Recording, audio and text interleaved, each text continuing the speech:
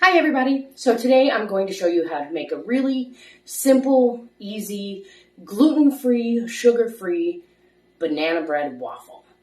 These are amazing. I love to make a bunch of them and freeze them so we have them for breakfast anytime we want. And there's a couple variations we'll discuss. So we've got our ingredients here. We've got our old-fashioned rolled oats, our banana, our 2 large eggs, a packet of stevia, a cup of unsweetened vanilla almond milk, a teaspoon and a half of vanilla, a teaspoon of baking powder, and a teaspoon of cinnamon. And so this is really easy. It's just a blender waffle. So we're gonna put a cup of oats in there and we're gonna add another one. So we got 2 cups of old-fashioned rolled oats all together. We're gonna dump those in there. And we will add our milk.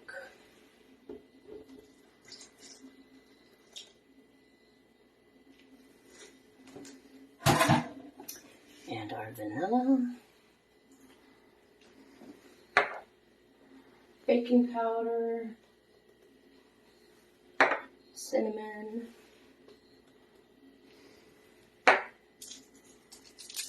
stevia. You can use stevia or you can use another sugar alternative if you like.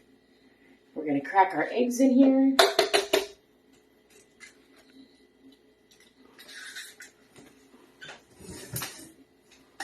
Put them in the composter.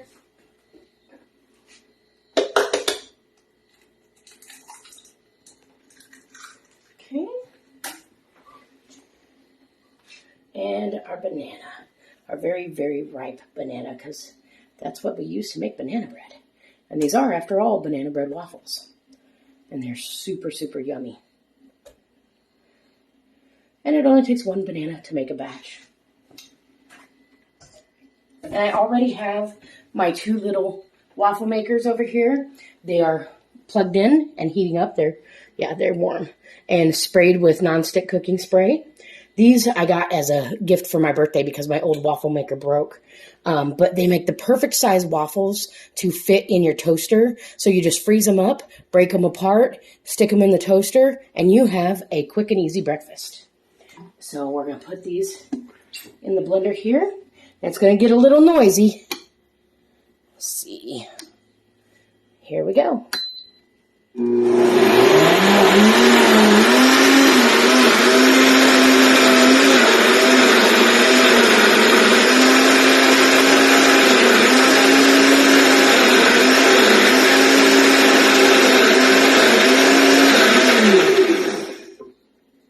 And when everything's all blended up, we're going to take this off and open this up. And the recipe calls for about 3/4 of a cup of batter in the waffle maker. I usually just pour about as much as I know works. Whoops, we'll clean that up in a minute. And then we'll put these, we'll close these up. And we will wait for the light to come on to tell us when they're done.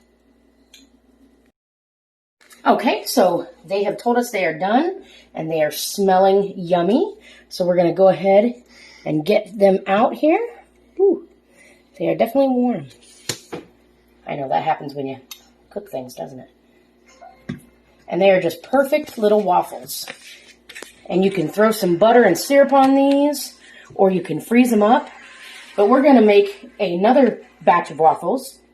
And this time, we're going to add some different things. We've got some chopped pecans and we've got some chocolate chips. And when we pour the batter in here, which it does start to thicken up a little bit as it sets, then we're going to take the pecans and we're just going to sprinkle them in here a little bit. And they definitely add, like if you like banana bread with nuts in it, you can use pecans, you can use walnuts, whatever you want to use. I love pecans, and so I like to put them in my waffles. And this one, because we have a chocoholic, is going to get some chocolate chips. And just like with the nuts, we're just going to sprinkle a few in the batter.